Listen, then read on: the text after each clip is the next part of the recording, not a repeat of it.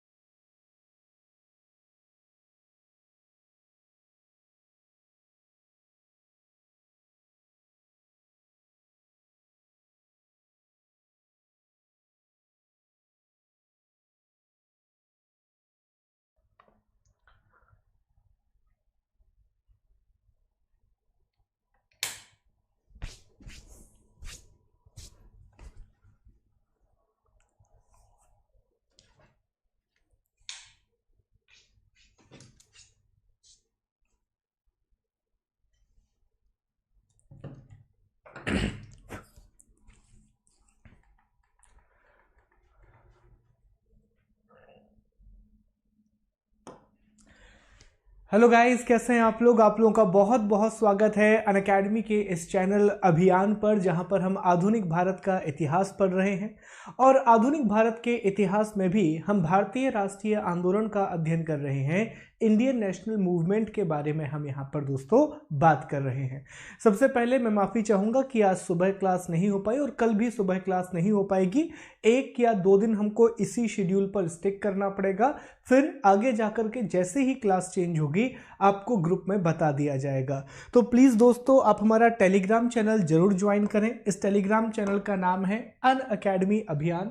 यहाँ पर आपको सारी चीज़ें मिल जाएंगी, हमारी क्लास का PDF मिल जाएगा। अभी अभी मैंने क्लास 1 से लेकर के क्लास 24 मतलब आज की क्लास, याद रखना 1 से लेकर के 24 तक की जो हमारी पूरी क्लासेस हुई हैं उन सभी का PDF मैंने अभी अभी अपलोड किया है। और ये PDF हैंडआउट के फॉर्म में है दोस्तों, तो आपको प्रिंट करने में आसानी होगी। अगर आप इसका प्रिंट निकलवाना चाहते हैं तो प्लीज़ टेलीग्राम पर जाइए और हमारे चैनल अनअकैडमी अभियान को सब्सक्राइब कीजिए, इसे ज्वाइन जरूर कीजिए। आगे बढ़ने से पहले एक चीज मैं आपको बता दूं कि अनअकैडमी पर MPPSC मेंस के लिए दोस्तों मैं लाइव पढ़ा रहा हूं और अभी अभी मेरा भूगोल का कोर्स स्टार्ट हुआ है MPPSC मेंस 2020 के लिए। ये कोर्स बाइलिंगुअल है, सारे नोट्स आपको PDF के फॉर्मेट में प्रोवाइड कराए जाएंगे। क्वेश्चन और आंसर की अप्रोच पर ये पूरा का पूरा कोर्स चल रहा है, जिसके डेमो भी आप स्पेशल क्लास में जाकर के देख सकते हैं। ज्योग्राफी के अलावा ये वो सारे कोर्स हैं जो मेरे द्वारा पढ़ाए जा चुके हैं, इनमें से कुछ चीज़ें अभी पढ़ाना बाकी है। तो दोस्तों, अगर आप MPPSC की तैयारी कर रहे हैं और अगर आप मेरे साथ तैयारी करना चाहते हैं तो प्लीज़ अनअकैडमी की ऐप को डाउनलोड करें। वहाँ पर MPPSC एंड व्यापम का गोल सिलेक्ट करें।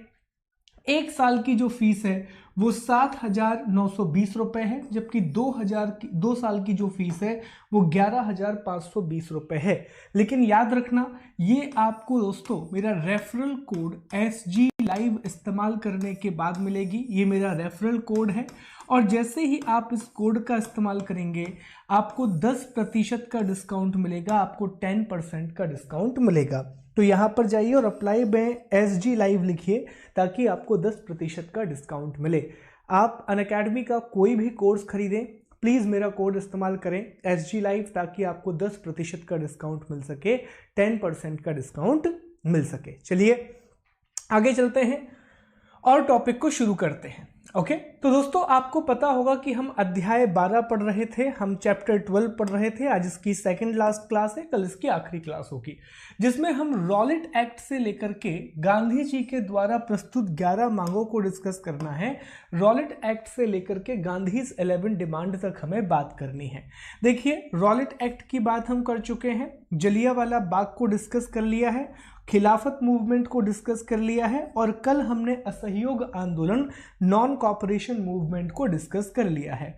इसके बाद आंदोलन की समाप्ति और चौरा चौरी घटना, इसको भी हम डिस्कस कर चुके हैं। ठीक है, और आज की जो हमारी क्लास होगी वो बहुत बड़ी क्लास नहीं है, 20 से 30 मिनट की क्लास है और इस क्लास में हम स्वराज पार्टी के बारे में बात करेंगे, स्वराज पार्टी के गठन को डिस्कस करेंगे, इसने कहां कहां पर सफलताएं प्राप्त करी, इसकी सक्सेस को डिस्कस करेंगे और आज की क्लास को हम कंक्लूड करेंगे। फिर कल की जो क्लास होगी उसमें साइमन कमीशन से लेकर के गांधी जी की 11 सूत्री मांगों तक की हम बात करेंगे और इस चैप्टर को हम खत्म करेंगे। ठीक है, चलिए आगे बढ़ते हैं। उससे पहले असहयोग आंदोलन नॉन कॉपरेशन मूवमेंट से जुड़ी हुई 2-3 पॉइंट रह गए थे, तो पहले वो मैं आपको क्लियर कर देता हूं। ठीक है, तो दोस्तों कल आपको पता होगा कि कल हमने असहयोग आंदोलन को डिस्कस किया था।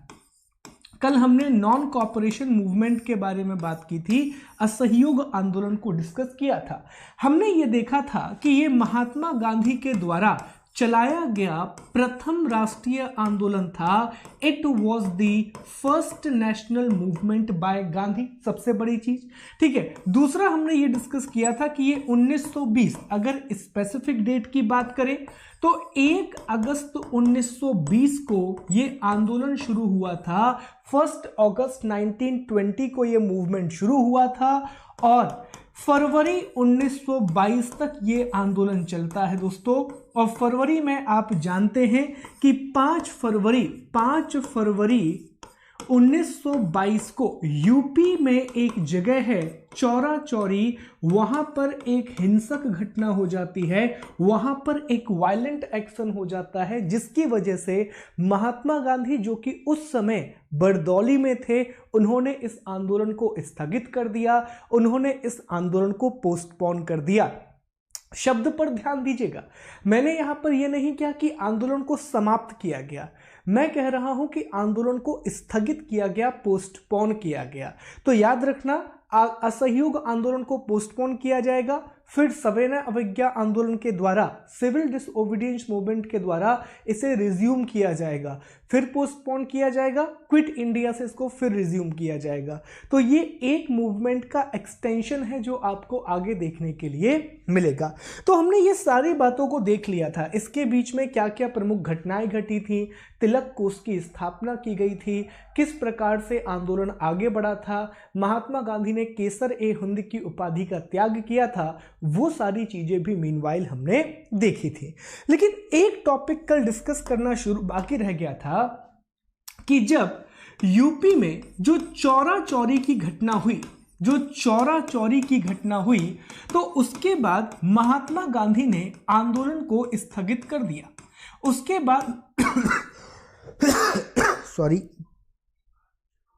उसके बाद महात्मा गांधी ने जो आंदोलन था उसे स्थगित कर दिया। तो हमें यह देखना है कि जब महात्मा गांधी ने नॉन कॉपरेशन मूवमेंट को, असहयोग आंदोलन को स्थगित किया, तो आखिरकार इसका रिएक्शन कैसा था, आखिरकार लोगों ने इसके प्रति कैसा रिएक्ट किया, यह देखना बाकी था। क्योंकि आपको याद रखना है, असहयोग आंदोलन सफल था, असहयोग आंदोलन तेजी से पूरे देश में फैल रहा था।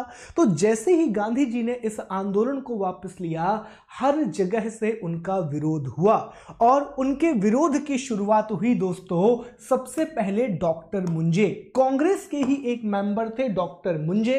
तो जब कांग्रेस का सम्मेलन हुआ तो डॉक्टर मुंजे ने गांधी जी के खिलाफ निंदा प्रस्ताव पेश किया और गांधी जी की उन्होंने निंदा की और पूरी कांग्रेस से कहा कि गांधी जी के खिलाफ इस निंदा प्रस्ताव को पेश किया जाना चाहिए।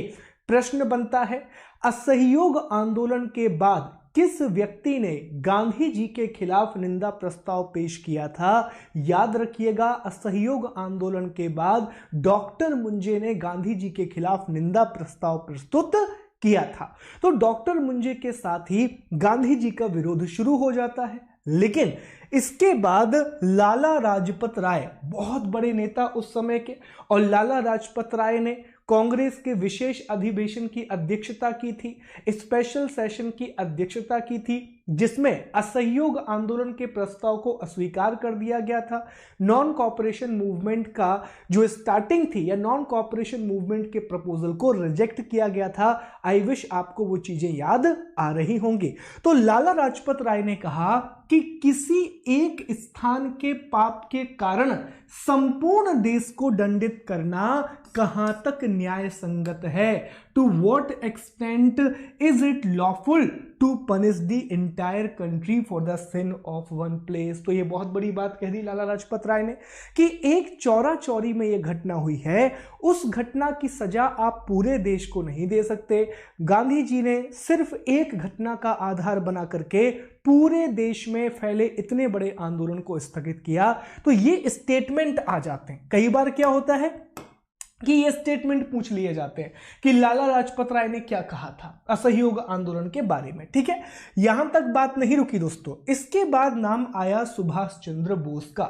सुभाष चंद्र बोस ने कहा कि उस समय जनता का उत्साह बहुत ऊंचा था, तब पीछे हटने का आदेश देना राष्ट्रीय संकट से कम नहीं था। At that time, the enthusiasm of the public was very high. Then ordering the retreat was not less than the national crisis. ये बात किसने कही दोस्तों? ये बात सुभाष चंद्र बोस ने कही। तो इससे हमें इतना भी पता रह जाए ना अगर कि डॉक्टर मुंजे ने विरोध किया था, लाला लाजपत राय ने विरोध किया था, सुभाष चंद्र बोस ने विरोध किया था। सुभाष चंद्र बोस के बाद अगला बड़ा नाम आता है मोतीलाल नेहरू का, जवाहरलाल नेहरू जी के पिता मोतीलाल नेहरू का। इन्होंने कहा कि यदि कन्याकुमारी के एक गांव ने अहिंसा का पालन नहीं किया तो इसकी सजा हिमालय के एक गांव को क्यों मिलनी चाहिए? If a village in Kanyakumari did not practise non violence then why should a village in the Himalayan to be punished? ये वही बात होगी दोस्तों, कश्मीर से कन्याकुमारी वाला गाना सुने होंगे आप लोग, हैं? तो उसमें कहा जाता है भैया कश्मीर टू कन्याकुमारी। तो यहाँ पर भी वही कह रहे हैं मोतीलाल जी। मोतीलाल जी ने कहा कि अगर कन्याकुमारी के एक गांव में अहिंसा का पालन नहीं किया तो हिमालय के एक गांव को इसकी सजा क्यों दी जाए? ये वही बात है जो कि लाला लाजपत राय ने कही थी कि एक घटना की सजा पूरे देश को नहीं मिलनी चाहिए। तो ये नाम आपको याद रखना है, ये कथन याद रखना है। इसके बाद अगला नाम आता है चित्तरंजन दास का। अब देखिए, चित्तरंजन दास वही व्यक्ति हैं जिन्होंने कांग्रेस के नागपुर अधिवेशन में, नागपुर सेशन में, जिसकी अध्यक्षता विजय राघवाचार्य कर रहे थे, असहयोग आंदोलन के प्रस्ताव को पेश किया था। इन्होंने ही नॉन कॉपरेशन मूवमेंट को प्रपोज किया था और जब गांधी जी ने इस तरह से आंदोलन को वापस लिया तो इन्होंने इसका विरोध किया और इन्होंने कहा कि गांधी जी आंदोलन को बहुत साहस से प्रारंभ करते हैं, कुछ समय तक कुशलता से चलाते हैं, परंतु अंत में साहस छोड़कर बहक जाते हैं।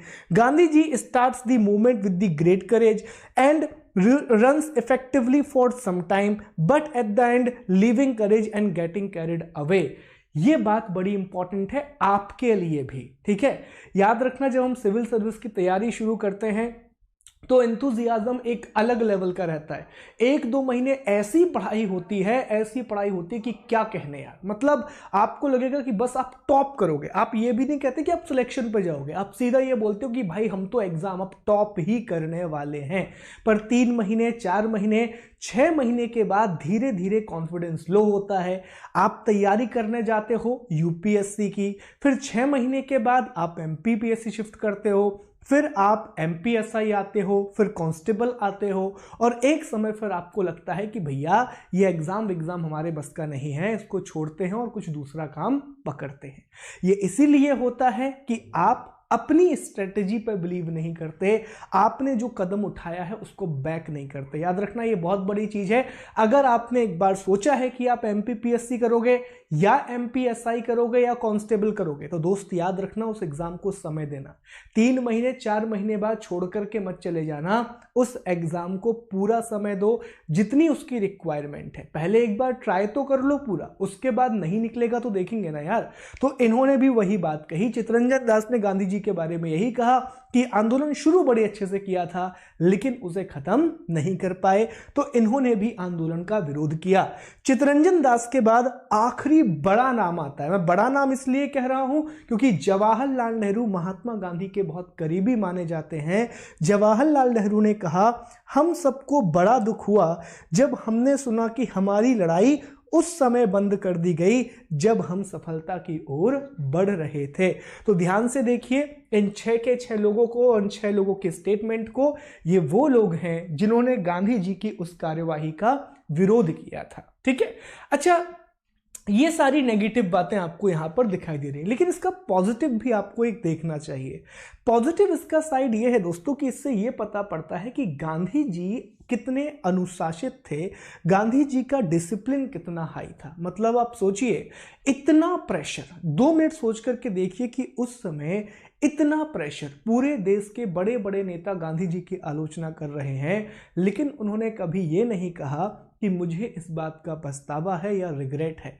इससे पता पड़ता है कि जब वो सत्य और अहिंसा की बात करते थे तो वाकई में उसको बहुत अच्छे तरीके से फॉलो करते थे, और चाहे कुछ हो जाए इन 2 चीज़ों को गांधी जी ने कभी नहीं छोड़ा। तो ये इसका पॉजिटिव साइड भी आपको याद रखना है।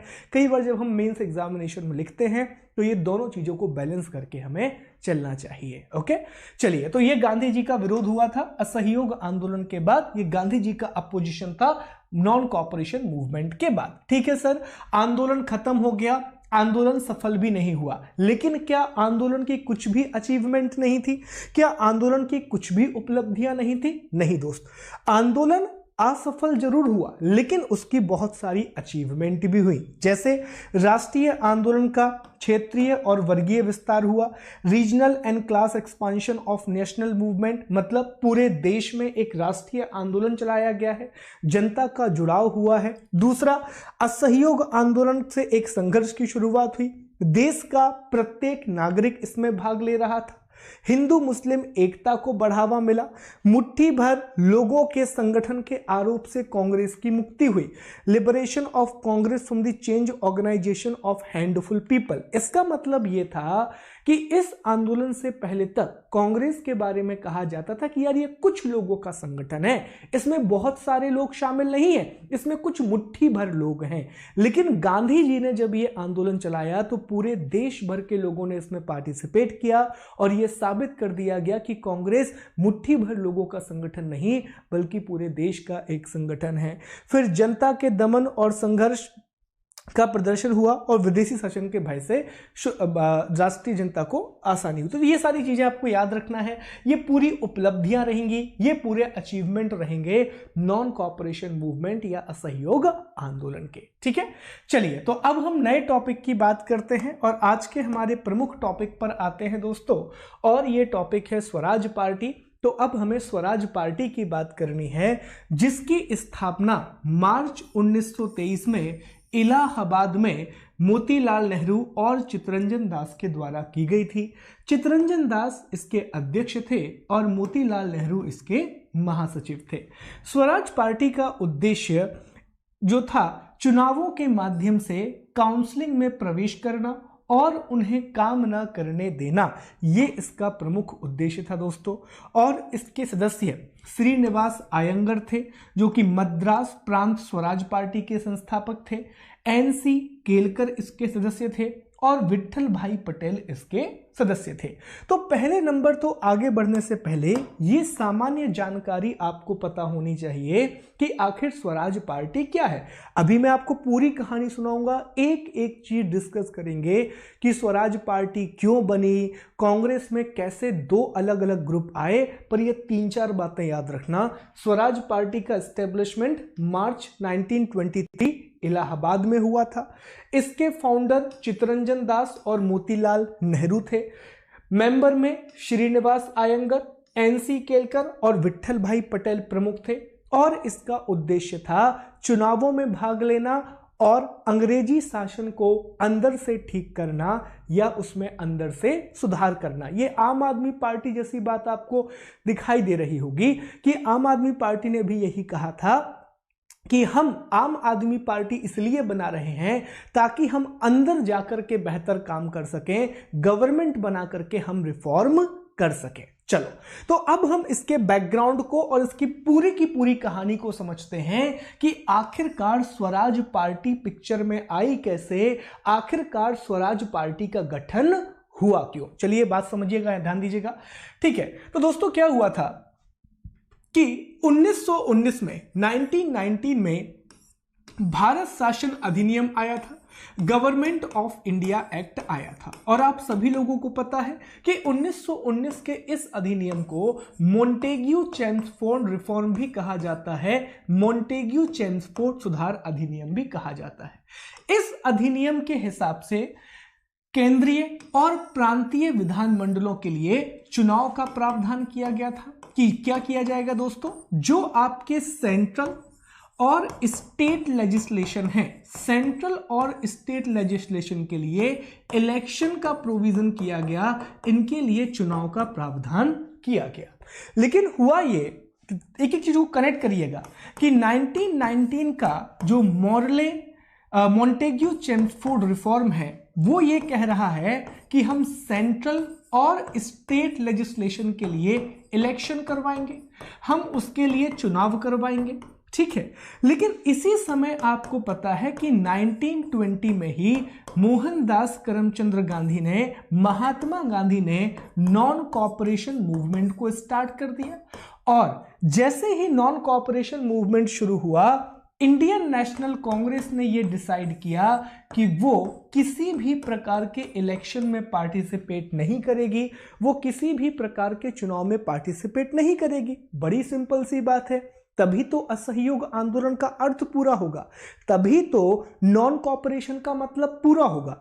तो क्या हुआ, ये बात सभी ने मान ली और सभी ने कहा कि हम चुनावों में भाग नहीं लेंगे, हम इलेक्शन में पार्टिसिपेट नहीं करेंगे। कोई दिक्कत नहीं है, सारी चीजें स्टार्ट हो गई, बढ़िया चल रहा था सब कुछ।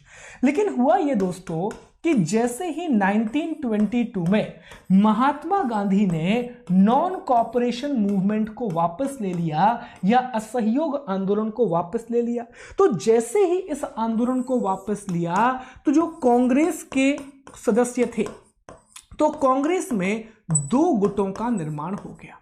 कांग्रेस में दो प्रकार की ग्रुप का फॉर्मेशन हो गया। एक ग्रुप ये कह रहा था कि देखो, अब जबकि हमने नॉन कॉपरेशन मूवमेंट खत्म कर दिया है तो हमें चुनाव में भाग लेना चाहिए, हमें इलेक्शन में पार्टिसिपेट करना चाहिए। और इस ग्रुप में कौन कौन शामिल था, तो इस ग्रुप में चित्तरंजन दास शामिल थे और मोतीलाल नेहरू शामिल थे। ये लोग ये कह रहे थे कि देखो भैया, अब हमने नॉन कॉपरेशन मूवमेंट तो खत्म कर दिया है, पूरे देश में वैसे ही गुस्सा है, तो इससे बेहतर है हम चुनावों में पार्टिसिपेट करते हैं, चुनाव जीत करके आएंगे और अंदर जाकर के सिस्टम को ठीक करेंगे, या फिर विधायिका में, लेजिस्लेशन में जाकर के हम चीजों को ठीक करेंगे। तो इनको कहा गया कि भैया ये परिवर्तनवादी हैं। ये कैसे लोग हैं? ये परिवर्तनवादी लोग हैं। ये कैसे लोग हैं? तो ये प्रो चेंज हैं। प्रो चेंज इनको कहा गया। अब प्रो चेंज क्यों कह रहे हैं? क्योंकि ये परिवर्तन चाहते हैं, ये एक चेंज चाहते हैं।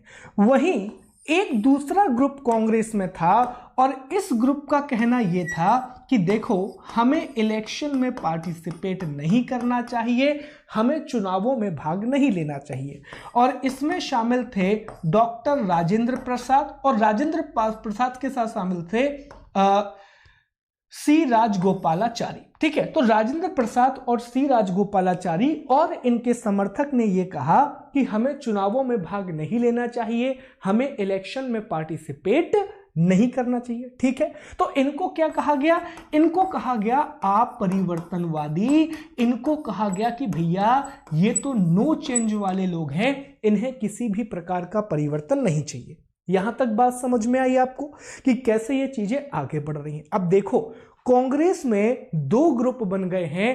कांग्रेस में दो अलग अलग समूह आपको देखने के लिए मिलेंगे, एक परिवर्तनवादी और दूसरे अपरिवर्तनवादी, एक प्रो चेंजर और अब नो चेंजर। और आप जब भी जानते हो कि जहां भी दो गुट बन जाएं तो फिर वहां पर विभाजन जरूर होता है, वहां पर डिवीजन जरूर होता है। यही हमने देखा था 1907 के सूरत अधिवेशन में, 1907 के सूरत कॉन्फ्रेंस में, जब नरम दल और गरम दल के बीच में झड़प हुई थी और दोनों का फिर विभाजन हो गया था। तो दोस्तों, अब जबकि कांग्रेस के अंदर दो गुट बन चुके हैं, दो अलग अलग ग्रुप बन चुके हैं, तो इसी बीच में 1922 में 1922 में कांग्रेस का गया अधिवेशन होता है, कांग्रेस का गया सेशन होता है। गया अधिवेशन के अध्यक्ष खुद चित्तरंजन दास होते हैं और इसमें यह कहा जाता है कि परिवर्तनवादियों का जो प्रस्ताव है उसे अस्वीकार कर दिया जाता है। मतलब चित्तरंजन दास और मोतीलाल नेहरू की बात को नहीं माना जाता है। और दोस्तों, इसी के बाद चित्तरंजन दास और मोतीलाल नेहरू कांग्रेस से इस्तीफा दे देते हैं। जैसा कि मैंने आपसे पहले कहा था, दो ग्रुप कांग्रेस में बन गए, दोनों लोगों की अलग अलग सोच है। तो सबसे पहले परिवर्तनवादियों ने कहा कि हमारे इस प्रस्ताव को मान लीजिए और पूरी की पूरी कांग्रेस जो है वो इलेक्शन में पार्टिसिपेट करेगी। लेकिन कांग्रेस के लोगों ने इस प्रस्ताव को नहीं माना, इस प्रपोजल को नहीं माना। इसी कारण से चित्तरंजन दास और मोतीलाल नेहरू ने कांग्रेस से इस्तीफा दिया और मार्च 1923 इलाहाबाद में स्वराज पार्टी का गठन किया गया, फॉर्मेशन ऑफ स्वराज पार्टी किया गया। अब मुझे बताइए, क्या टॉपिक आपको समझ में आया कि स्वराज पार्टी का गठन क्यों किया गया, कैसे किया गया? यहां तक सारी बातें क्लियर हैं? बताइए, क्या यहां तक सारी बातें क्लियर हैं?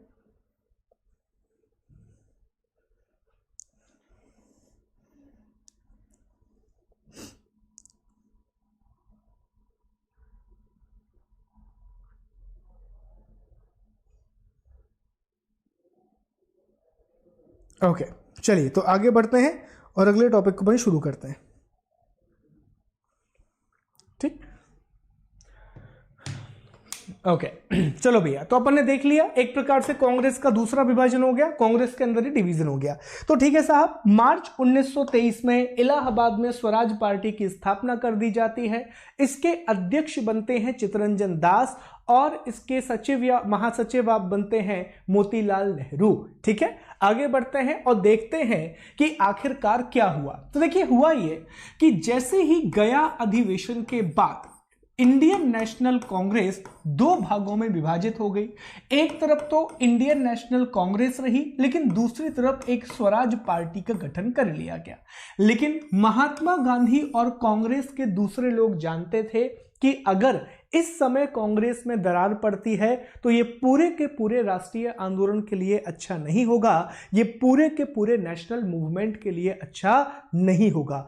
क्योंकि वो जानते हैं कि जब 1907 में विभाजन हुआ था, 1907 में जब कांग्रेस का डिवीजन हुआ था, तब भी बहुत सारी समस्याओं का सामना करना पड़ा था। ठीक है, तो इस बार इस गलती को कांग्रेस नहीं दोहराती है और आगे इस दरार को बढ़ने से पहले ही सितंबर 1923 में, ठीक है, याद रख कितने जल्दी काम हुआ, मतलब मार्च में स्वराज पार्टी बनी और सितंबर 1923 में कांग्रेस का एक विशेष अधिवेशन दिल्ली में बुलाया जाता है। कांग्रेस का एक स्पेशल सेशन दिल्ली में बुलाया जाता है, जिसकी अध्यक्षता मौलाना अबुल कलाम आजाद करते हैं, जिसके चेयरमैन मौलाना अबुल कलाम आजाद करते हैं। और इसमें यह डिस्कस किया जाता है कि कांग्रेस के सदस्य व्यक्तिगत स्तर पर चुनाव लड़ सकते हैं। Freedom of Congress member to contest in election in the independence level और पर्सनल लेवल। इसका मतलब क्या हुआ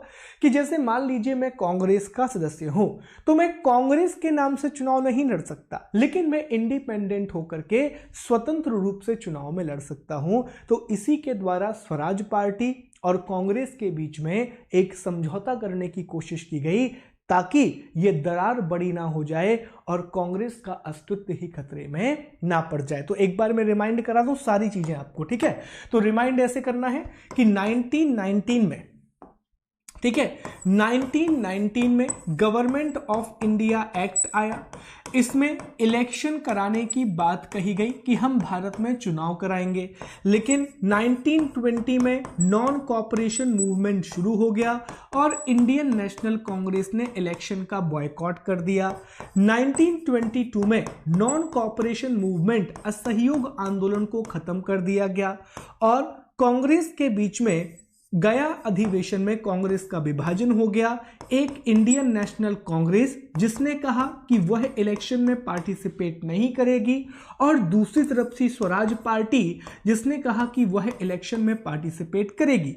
इसी के कारण दोस्तों 1923 में मार्च 1923 में इलाहाबाद में स्वराज पार्टी का गठन कर लिया गया, जिसके अध्यक्ष चित्तरंजन दास बने, जबकि इसके महासचिव मोतीलाल नेहरू बने। फिर कांग्रेस को टूटने से बचाने के लिए या कांग्रेस के विभाजन को बचाने के लिए सितंबर 1923 में दिल्ली में एक स्पेशल सेशन बुलाया गया, विशेष अधिवेशन बुलाया गया, जिसकी अध्यक्षता अबुल कलाम आजाद कर रहे थे। और इसमें यह कहा गया कि इंडियन नेशनल कांग्रेस के मेंबर पर्सनल लेवल पर इलेक्शन लड़ सकते हैं, व्यक्तिगत स्तर पर चुनाव लड़ सकते हैं। तो यही है स्वराज पार्टी का लेखा जोखा, यही है स्वराज पार्टी की कहानी। ठीक है साहब, यहां तक आई थिंक सारी बातें आपको क्लियर हो गई होंगी। आगे बढ़ते हैं।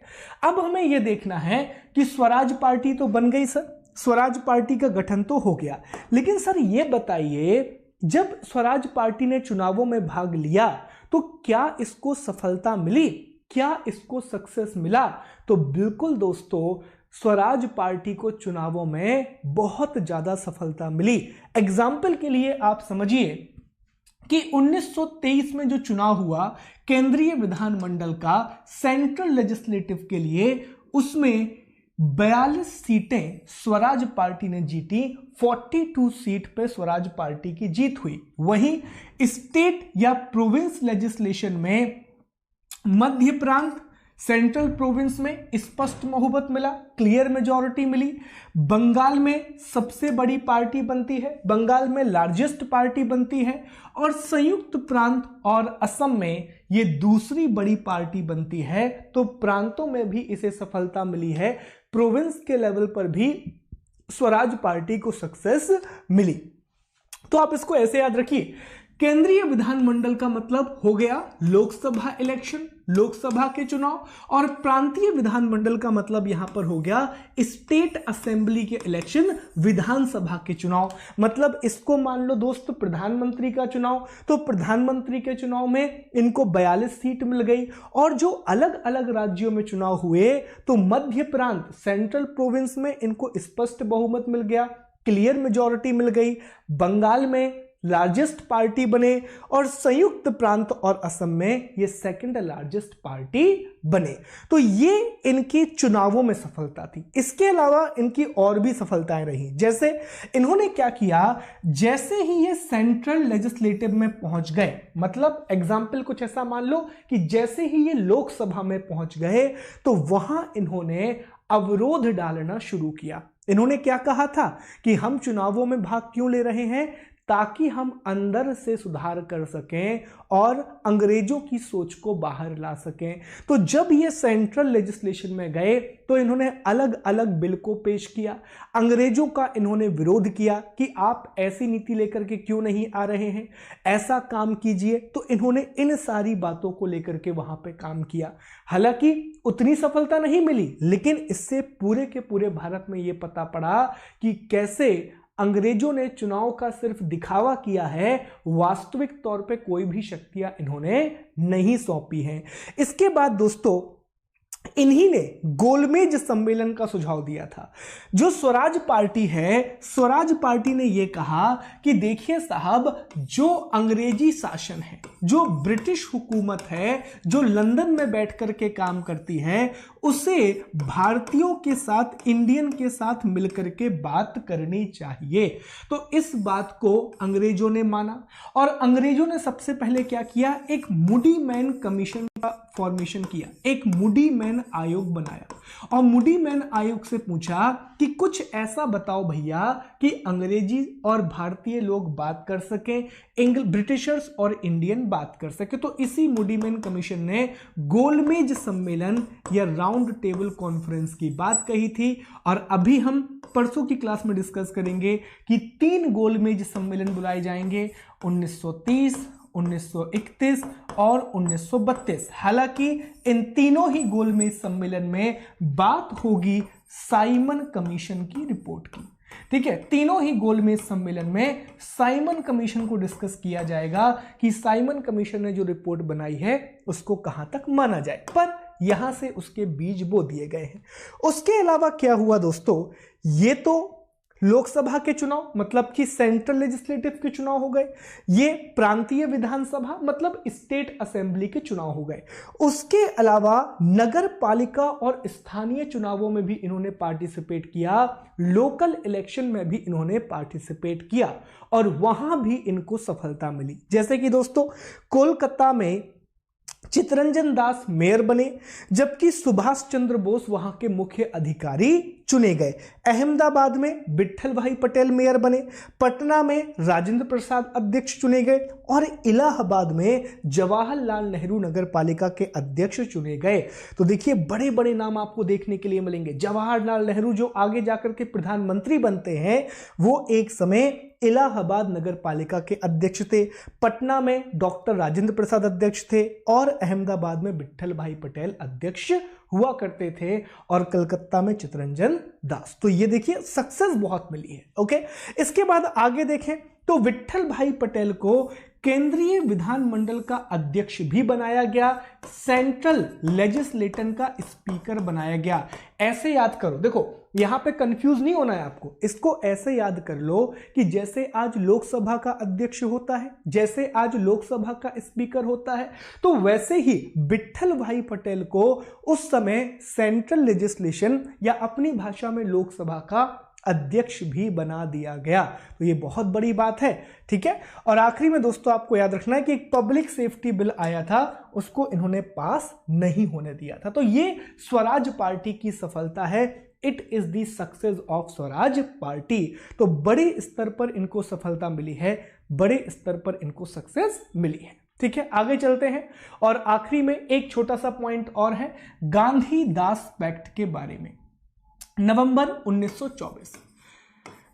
1924 में महात्मा गांधी, जवाहरलाल नेहरू और चितरंजन दास तीनों ने मिलकर के एक समझौता किया और तीनों ने मिलकर के राष्ट्रीय आंदोलन की आगे की रणनीति को निर्धारित किया। तीनों ने मिलकर के नेशनल मूवमेंट की आगे की पूरी स्ट्रेटेजी को डिसाइड किया और इसी को कहा जाता है गांधी दास समझौता या गांधी दास पैक्ट, जिसमें 3 लोग शामिल थे, महात्मा गांधी, जवाहरलाल नेहरू और चितरंजन दास। देखो इस समझौते में यह कहा गया, गांधी जी ने यह कहा कि स्वराज पार्टी का काम क्या होगा, स्वराज पार्टी का काम होगा कि पूरे के पूरे देश में राजनीतिक जागरूकता को बढ़ाना, पूरे के पूरे देश में पॉलिटिकल अवेयरनेस को बढ़ाना और विधानसभा और केंद्रीय विधानसभा में राष्ट्रीय आंदोलन को आगे बढ़ाना। ठीक है, मतलब कि प्रोविंस लेजिस्लेशन और सेंट्रल लेजिस्लेशन में आपको क्या करना है, जो नेशनल मूवमेंट है उनके मुद्दों को रखना है, नेशनल मूवमेंट के इश्यूज को आपको उठाना है। और गांधी जी क्या काम करेंगे, तो गांधी जी और उनके सहयोगी पूरे भारत में खादी आंदोलन चलाएंगे, खादी मूवमेंट चलाएंगे।